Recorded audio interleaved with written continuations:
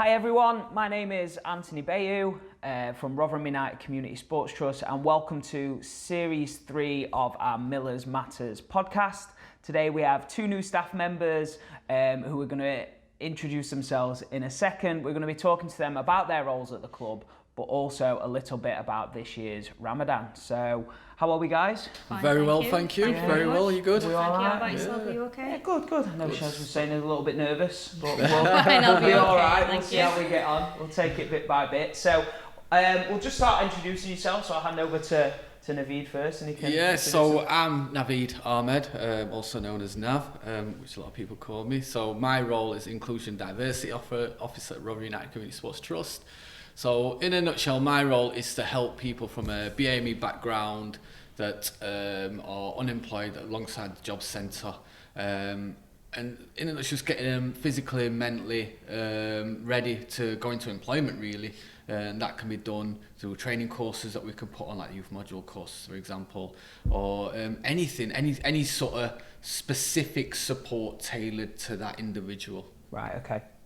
And how are you finding that role at the moment? Challenging, it's good, but challenging. It's trying to get people from a BAME background, getting them engaged. And one of the challenges that the job centre find is that, a lot of them don't tend to engage. They just crack on, do their own thing. And it's trying to break that barrier down to say, there is support out there for you. You just got to take it. There's been some that have been absolutely spot on. Within the first couple of weeks, I got one on a construction course that's currently there at the minute, who's enjoying it. We've got another lady that's got a job, and there's another one potential of a job. So there are some that are engaging, that are up for it. But then, I've kind of using my role on a wider scale, also helping people that are probably in work as well, that want to refresh their CV. And I get it, my role is to help unemployed, but if it means that I can send a positive message out about Rotherham United, that we are there to help the community on a wider scale, then by all means I'm up for that. It's all positive, so yeah, definitely. That's really good to hear, mate. Yeah. And Shazwana? My name's Shazwana, right, and I'm a sports coach at Rotherham United. Also, I'm a BAME officer as well, working with different backgrounds, ethnicity.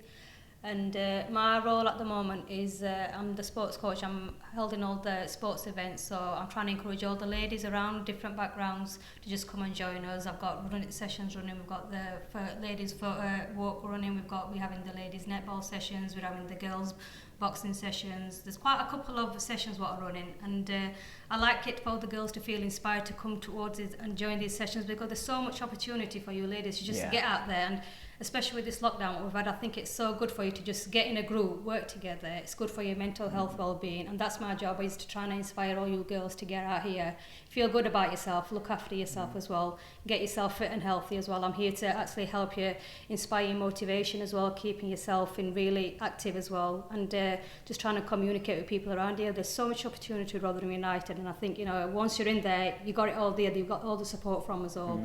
Even myself, the whole team, we're all there to help you support it as well. I'm also doing the outreach work where I'm going out and approaching different groups as well, all with different backgrounds of what we've got to offer as well. And I'm happy for you all to come forward, and any support and help you need, I'm right there for you as well. And the sessions what we've got running, all the support you'll be needing, we'll be helping with that as well. Especially for the ladies, I think in the Asian background, it's because it's an Asian background where they're from, I think it's important to get yourself out there, because there's not a lot of opportunities like this what arise for ladies, like physical activities, especially there's football, you've got badminton, you've got netball. And especially as a female Muslim coach, I think it's nice for them to get together with having somebody who they can talk to rather than having a male. It's nice to have a female Asian fitness instructor, sports coach who they feel comfortable working with. And I'd like to send this message out to all of you, try and come forward. And there's so much free opportunities for you to put your head down to and do it. And you can do it. And you can make yourself feel value as well, that you can do it. It's very important now, like I said, because this last lockdown we've had, I think a lot of people are suffering with anxiety, depression, and stuff like this, what we've got going on with Rotherham United, I think it's nice for them to come outside, just open up a little bit and just talk. It's nice as well, you know, these sessions what we have running, it's just not about keeping fit, it's just like meeting new people as well, and you know, that's what we're here for. We want you to come out, enjoy yourself, and they're all free sessions. I mean, it's amazing, and I'm really enjoying doing it, and I look forward to meeting you with different people all the time, and I like to recognise people and inspire them to come and join us, and I think it's a brilliant job what we're doing, and we've had so much feedback from people as well what we're doing so far. That's and amazing. It's just all advertisement what we're doing, obviously promoting obviously ladies, and since this lockdown obviously it's been quite hard because everything has been quiet, but now that it's all open, there's so much for you girls out there that we want you to know that you can come forward, and it's all free as well, because a lot of people don't know that it's free, they think it's a charge, but it's all free what we've got, and you know, we want you to come forward, put your names down, and you can there's so much opportunities for you what you can do as well, and get yourself doing something and stay active as well and feel good in yourself. Yeah, it's so good to hear as well, and I think you both sort of touched on it, and it's not about inviting people that are already, it doesn't matter if you're physically fit or you're physically able or you have the enjoyment of football or anything like that. It's just an opportunity to get people out of the houses, out of their little communities that they've been stuck in for such a lengthy period of time. I mean, we're coming up to 14, 16 months now, and it gives them an opportunity to meet new people, see new faces, go to different environments and get involved in sport. I think some people are that used to being locked indoors, they're finding it a bit hard to come out. Yeah. It's very hard and difficult, and when they are out, they find it a bit nervous as well. Yeah. So you did touch on that a little bit there, Shazwana, saying that you are a Muslim lady, and I know Naveed himself is Muslim as well. So obviously you guys have just finished Ramadan, so you've just had your Eid. Yeah. Can you tell us a little bit about Ramadan for the people at home that might not really know what Ramadan is in a nutshell? Ramadan, really, I think it's just a beautiful month of blessings. I really, really enjoy it. You know, it's just one month it's just full of blessings and worship. It's such a peaceful month. People think it's just about fasting and just not eating all day. It's not about that. There's so much behind it, what goes on. I mean, in the month of Ramadan, in our household, it's just beautiful atmosphere. There's no like watching a lot of TV, no listening to music. You have to commit a lot of things. We're giving a lot to charity. We give a lot out to charity as well. And it's just feeding your neighbours, feeding other people as well. For example, I'll give you an example actually, because in the month of Ramadan, obviously we do give neighbours, and I've got these English neighbours living across me. And last year, first time ever, like I see them and they never say hello and hi to me. I just like see them randomly, and in evening times, obviously when I'm always frying, and I went across and I gave him some food, and when I knocked on the door and he looked through the curtain and he looked a bit gone out, and I was a bit nervous as well. I thought, you know, first time I'm giving it as well, and he goes hello, and I goes, I told him, I go, it's the month of Ramadan, and I goes, it's our job, we give food out to our neighbours, whatever age and religion they are. And he goes, okay, thank you, and I like, shut door. And I didn't think much of it really, and I was like, okay, as for my job anyway, to go and give to your neighbours anyway, because it's a good deed what we do. And the following day, I was at home about 10:30, 11 o'clock, knocks on the door, him and his wife came knocking on my door, and I opened it, and I goes, hi, and they goes, we do apologise, last night you came to our house and we really felt bad because you came and gave us some food and we didn't thank you the way we should have. So that's just like showing that, you know, Ramadan is just about appreciating and caring, and, you know, and for people to realise that, you know, our religion is not the way might make it out, obviously, on media and whatnot, but it's just a peaceful, beautiful religion, you know, and the month of Ramadan, it's just about worshipping, reading the Quran, doing your prayers, you know, and no backbiting. There's so much what goes on around it, you know, and it's just a beautiful blessing. So sort of like taking a bit of time for yourself. Yeah, reflecting on yourself. And I suppose we live in a world that it doesn't matter what community, background, ethnicity you're from. We live in such a busy world that sometimes we don't have time to stop and appreciate food or friendship or community. And the beauty about it is when you're in the evening, I mean, you cook food for yourself, but you only cook a little bit and your table's full with so much more. Yeah. I think that's I think you touched on it there. It is about, you know, reflecting on, you know, yourself. I mean, even in our household, I'll be first to put my hand up and say that yes, we are, you know, Muslim, and yes, we try to follow the religion as much as we can. but all year round, you know, it's not a good thing. You do get caught up with other stuff, right? But that month of Ramadan, you know, when you're totally focused on, like you said, you know, keeping up with your prayers, reading the Quran, and just reading that, doing that bit extra that you wouldn't normally do. Yeah, you know, and you do feel good for it. You do honestly feel good for it. And that's something that we've sort of tried to not sort of force our kids, because if I think back to when I was a little kid, I mean, growing up, I am a Muslim, but I wasn't the most religious. I'm not. When I say not the most, I wasn't the type that, you know, go to going to the pub or stuff like that. That never interested me. But if you ask me, did I pray 5 times a day? No, I didn't.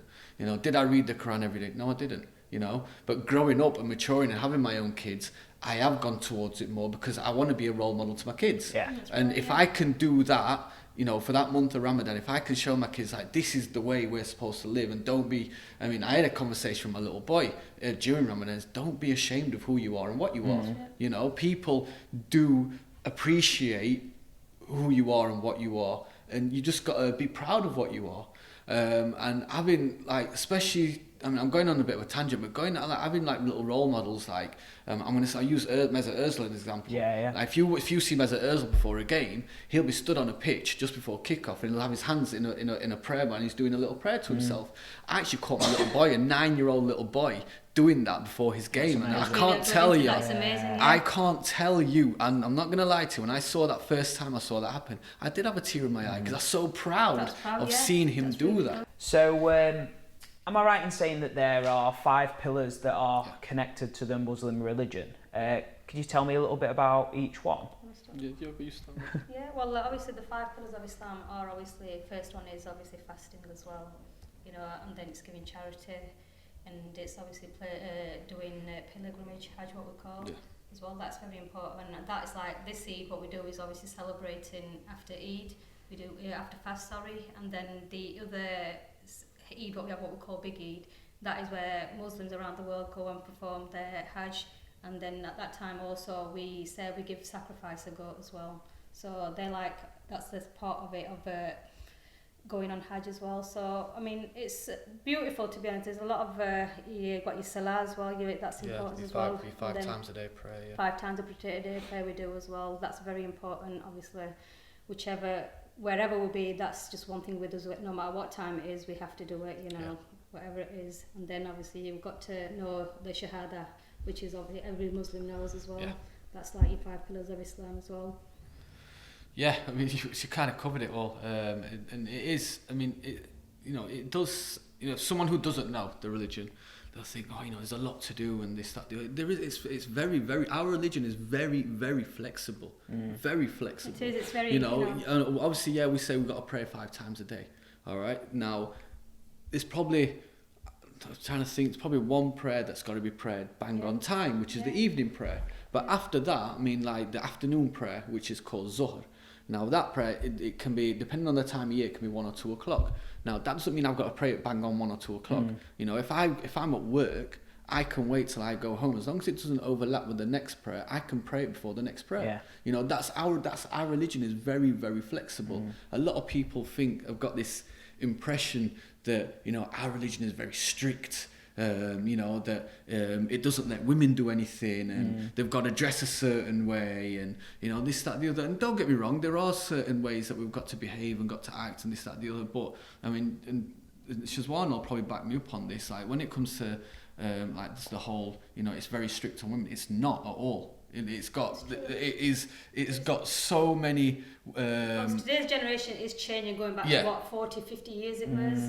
Modesty has taken over a lot, but still, Islam is still there. Yeah. But I suppose that's like anything in time, though, isn't it? Yeah. Generations change, and things 100%. that any person would have done 50, 60, 70 years ago doesn't happen now. No, 100%. And I still prefer old is gold. I'm a very old-fashioned person. I still prefer the old way, though.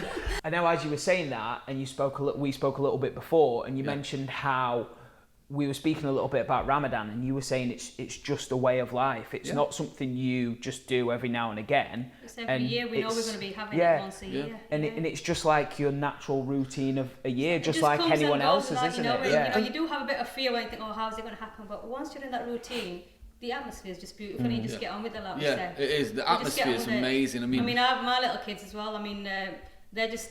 I don't force them to keep it, but obviously, as a Muslim, from the age of 7 to 9 onwards, you have to keep them whether you can or not. But I don't force them, but I'm happy that they want to keep them. Yeah. There's no pressure on the head. I'm not saying you've got to.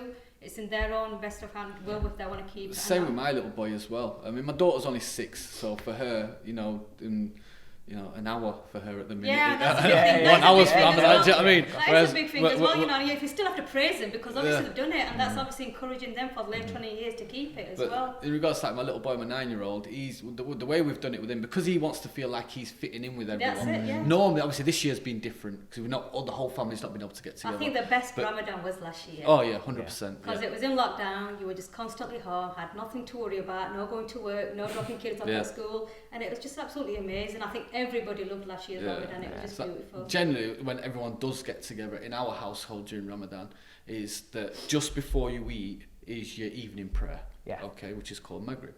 So what happens in our house is like my brother-in-law, who we call the most religious in the family, like he's just got that tag.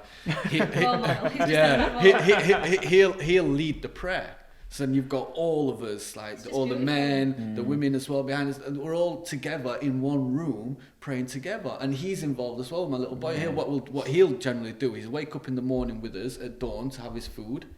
He'll eat. He'll keep it till lunchtime and not have nothing to eat. Then he'll have something to eat at lunchtime, and then just after lunchtime again he'll go again. So like in a way, in his head, he's keeping 2 a day. Yeah. Do you know what I mean? So he's still involved with the rest of the family, and he absolutely loves it. I mean, last year, you bring up last year, because we were still getting together. Last year it was like sort of, you've got a little. And I know I keep bringing him up, but it's the only reason why I keep bringing him up is just to give you an idea to how it influences the younger generation. Yeah. We had a little 9-year-old at the time when it was time to pray. He was doing the call for prayer, and if you listen to the call of prayer, it is actually beautiful. If you go through the understanding of what's actually being said, it is actually beautiful. The words. Heard it last week, or was it end of Ramadan when somebody did it on London Bridge? On London Bridge, you can find it on YouTube, on London Bridge. And if you imagine that was a grown bloke doing it on the bridge, everybody just had to stop and stare at. That's how beautiful it is. And I suppose after a difficult year, that sense of community, it's just needed, isn't it? Yeah, definitely. Thank you for touching on that, guys. And I know, I mean, I'm not Muslim, and it's something that I'm learning a bit more about. Next year, hopefully, if you're alive and we're still here, I'm going to make sure I'm going to make sure everybody at work has one day of fast. I would be honoured. Genuinely, I've had people in previous jobs where I've worked, they've been that intrigued on what it is I do. All right, forget the prayer side of fasting. They've done the whole food thing where they've joined in with me. And I'll give you an example. I saw something on Facebook the other week where last year, a friend of mine, her daughter, she did the whole Eid with her Muslim friends. So she got dressed up in the traditional Asian outfits, went and celebrated Eid with them. And this year, and it put a smile on my face when I saw Mum's status on Facebook that she actually did the whole month of Ramadan as well this year. So and I was like, wow. And this is, and I might be wrong here. I think her daughter's just like 19, early 20. Right, I think I'm not sure. I might have got that really wrong. Good. That's but a even good example. For that generation, who's Snapchat, Facebook, social media, for her to give up her time with that and do Ramadan, that is massive. That is so good. Amazing. And I suppose these are all things that, as you get older and you come into this massive world that we live in, that those things stick with you, don't you? Yeah. And another thing I'd like to point out, there's just so much charity what goes out in Ramadan. Oh yeah, like 100%. Food banking and stuff like that, because it's not just with Asians, they're giving it to non-Muslim people who need it. You'll go to every town and they're serving people what just got food banking, charity boxes ready, all in packages. And you don't see a lot of it on social media, they don't post it, but people do private work, just giving out food in Ramadan, it's just so much goes on in Ramadan. Like I say, it's just not about keeping a fast, not eating all day, there's so much else going on behind it as well. It's worrying as well that we live in a world where if you to donate to charity, it has to go on social media for it to be sort of legit. Yeah. And I suppose that's going off on a totally different tangent. I don't agree with that. But no, 100%. I know what you're saying. I don't agree with that. You do it for your own benefit. You do it for your own. 100%. Do you know what I mean? And if you've got the need to put it on social media, good luck to you. That's It's all for a good cause, end of the day, really. So we spoke a bit about your roles, we spoke a little bit about Ramadan. One of the questions I did want to ask is how can employers or non-Muslim friends and colleagues sort of support people during Ramadan? Yeah. I know there's been times, I think the first time I met you, Shazwana, I come in, and this was just sort of me showing my hospitality and sort of professionalism. I was like, can I get you a drink? And I said, I'm fasting. And I was like, oh no. No, but it was fine. We get it all the time. And I remember that day. Yeah, you said, Shaz, can I get you a drink? I was like, I'm fasting. And I got introduced as the vegan man.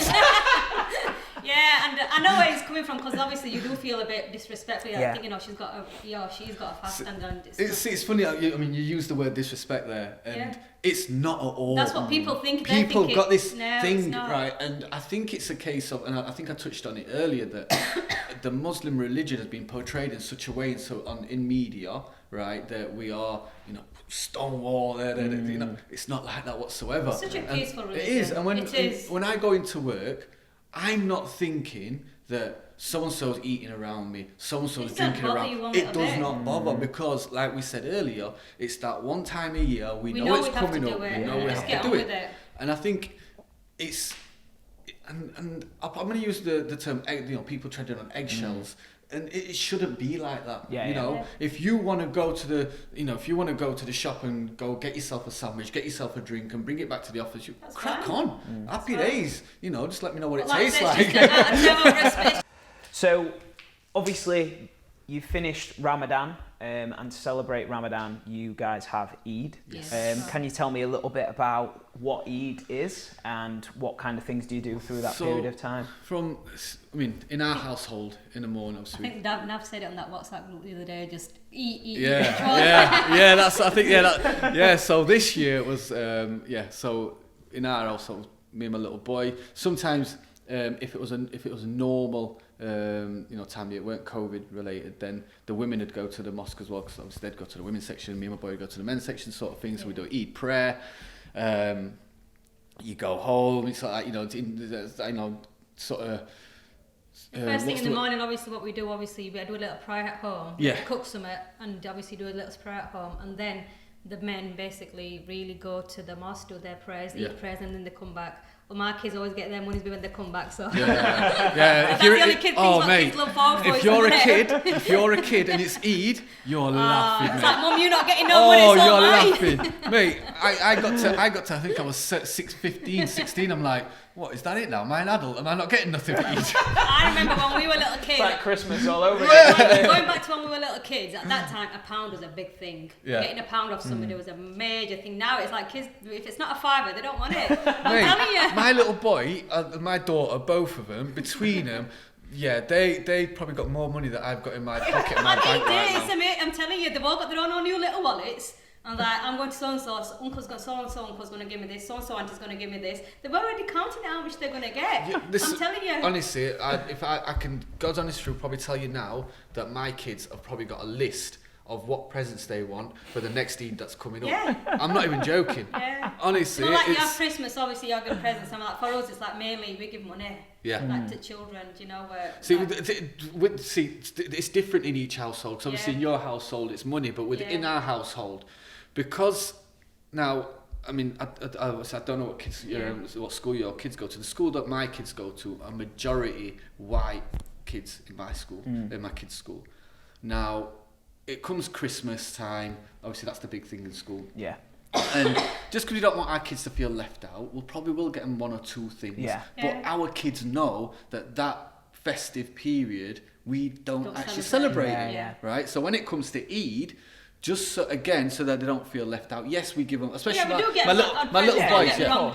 My little boy's older now, so for him, he gets money because then he can get what he wants. Yeah.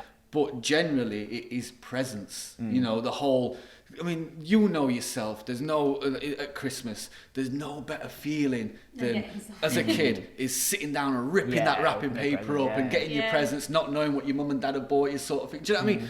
And that we try and try and do that at Eid as well, so they've got that feeling of opening the presents sort of thing.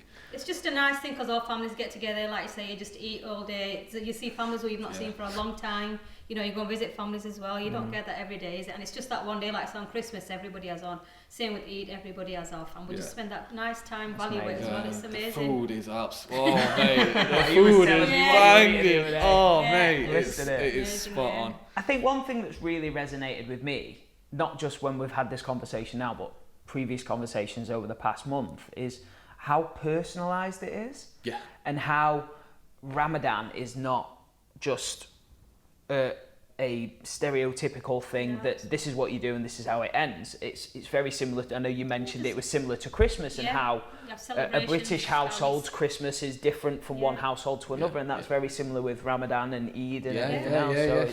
And it's really nice. It's worth at the end because you know you've got something to look forward to celebrate, because when we're fasting we know at the end of it we've got to celebrate. It is so. It is. I mean, you've touched on it there. If you actually sit back and look at the religion, you know, if you compare the two religions, the Christianity religion and the Muslim religion, it is very, very similar. It is very similar to a certain point. You know, in terms of the family values and this, that, and the other. It is very similar. People don't realise that, again, because of what's being portrayed in the media. Yeah. So I know we've just had going on to sort of a different topic now. Obviously, we spoke about your roles, we spoke about Ramadan, and we spoke about Eid and how we can support other people and other communities around. One thing that we had over the weekend was our Ramadan football tournament, which was to celebrate the end of Ramadan and the coming of Eid.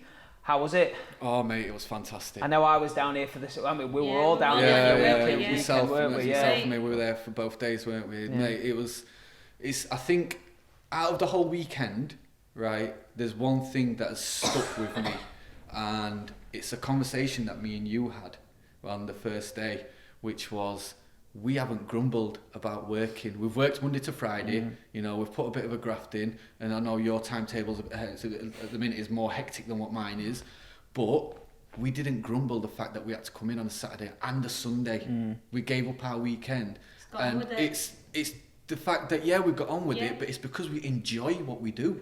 100% we enjoy what we do. And the tournament, you know, to see people working from together, different backgrounds, you know, we had amazing. refugees here, we had people from sort of like the African Caribbean community, we had people from the Muslim community, the white Christian community, different disabilities, you know, different levels of football. It was absolutely amazing to see. It was really good to see, and the fact that, and we touched on it just earlier, the fact that we've got a wide variety of communities together, it just shows that how certain religions are portrayed, i.e. the Muslim religion is portrayed in the media, especially, you know, the reputation that we've got in Rotherham isn't the best because of what's happened historically. And I'm using the word historically because that was in the past. And I get it, people are still suffering from it now. But I think people need to sort of open their eyes now, is that is a certain group of people, and those certain groups of people are in every community. It just around the world. All around the world. It just happens to be that we get pulled up about it is because our religion is about a religion of peace, and because that is said over a number of times, because we say it's a religion of peace, it is brought up more often. You know, because they say, you know, religion of peace, but look what's happening. You know what I mean? But then seeing everybody come together during the Ramadan tournament, it was great. And you know, we touched on it with the players that it is a friendly tournament, but you're here to win, just like anything. You know what I mean? And the effort that the guys put into it was amazing. It was really good. I mean, the weather weren't the best, but it didn't put anybody off. No. How did you find it, Shazwana? I think it was really because that was one of your first sort of tournaments, wasn't it? I attended, and what I just saw, I think it was absolutely amazing. I just loved it, like all different backgrounds just working together, getting on with it, working hard, supporting each other, having a bit of fun. That's what it's all about, isn't it? You know, whatever background we are, it doesn't really matter or anything, but we're all in the day humans, that's how you look at it. Yeah, for anyone that missed it, we had 70 people. 70 people, 10 teams. Obviously, there was social distancing. They had their own little area. We're all outside playing. I think after Ramadan, I think they really enjoyed it as well, and they went home happy faces. Well, wet faces. Absolutely chucked it down all weekend, didn't it? But I think the thing as well for me is I think football has also a very bad reputation sometimes. Yes. Players overpaid, things going wrong. It does have a very bad reputation, but I think in a nutshell as well, it shows how powerful a sport it is. Yeah, 100%. That through the love of football, you can bring communities, religions, faiths, disabilities, abilities, people together from around the world. Gender you are, either female or male. I remember going, I did a bit of travelling a couple of years ago, and I remember walking around Vietnam with my Manchester United shirt on. And even if they could not speak the language and I couldn't speak Vietnamese and they couldn't speak English, we could still have a conversation down to the football shirt I had on. Yeah, sorry and that is massive. He's an Arsenal fan, that's why. But it just shows, doesn't it, how powerful it is. Just take the Ramadan tournament, think about the final game, all right? Yeah. The final game. Well, let's don't forget that. Think about the 4 teams that finished the top 4, right? You've got the refugees. Yeah. You've got the kids that come from the Afro-Caribbean background. Yeah. You had the inclusion team. So possibly, they had their own sort of disabilities, different right? background. Possibly, yeah. And then you had the team that had the Muslim lads in. Yeah. Them 4 alone that finished the top 4, and then your top 2, you got the Afro-Caribbean lads versus the refugees in the final. Yeah, they went at it in the final. They were literally going at it. You'll see on the footage when we post that soon. They went at it to each other, but the way they embraced each other at the end of it and congratulated the winner and the runner-up, mate, you don't get that anywhere but football. Yeah. It's football brings everybody together. Still show respect at the end of it, no matter what. Yeah, massively. Just to finish off, guys, thank you so much for taking your time out today. I know we've all got busy schedules and we're running around like crazy at the moment, but thank you for coming and having a chat to us about it. Have you guys got any sort of up-and-coming events or anything that we could sort of advertise, or any sessions that people could get involved in? So we've got the Eastwood session where we're hoping, my aim for that one is not just have a boys session there, but also have a girls session. I'm hoping, we're hopefully to get Shazwana set up on a level 1 coaching badge pretty soon. And then on top of that as well, taxi drivers. I'm aiming at getting taxi drivers more active. I had a very, very good meeting with one of the reps, Stephen Anderson, who's a rep in the Rotherham area, massive Rotherham fan as well, and I'm just waiting to get the flyers and get that promoted, because he's going to support me on that, try and get more taxi drivers involved down here at PGA. It's looking good. It's definitely looking good moving forward, hopefully getting more sort of kids from a BAME background involved, and sort of, I think we touched on it, giving them a back route into hopefully, into academy football. That's my long-term goal. That's what I'm looking to do. It's looking positive. It is looking positive. Good to hear. What about yourself, Shazwana? Well, at the moment, starting from next week onwards, we're going to be hopefully having all the sessions up and running. I'll be running on Monday onwards, we'll be having the ladies walk group from Ferrum outside our stadium, Ferrum area. We'll be having the ladies fitness classes. We'll be having the girls fitness classes. We're going to have the girls boxing classes running. We're going to be having netball up and running. There's so much going on at the moment. Like I said, like you were saying, we just backwards and forwards, aren't we?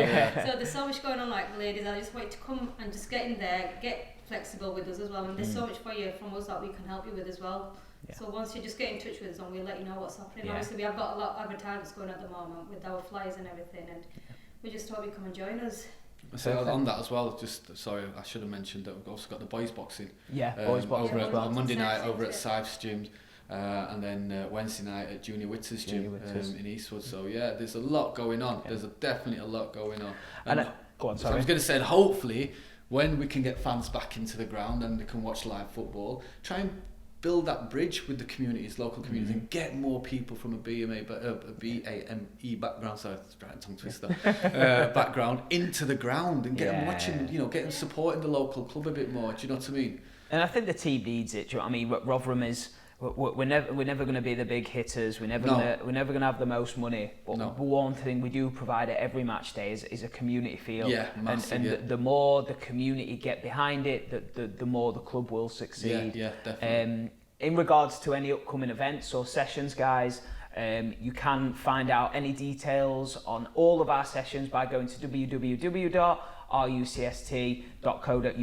All the information on all our sessions are on there as well. Or alternatively, you can call us up at our office, which is 01709 827 767. I just want to finish with just a final thank you, guys. It's been really nice to get to know you, and we'll see you all soon, guys.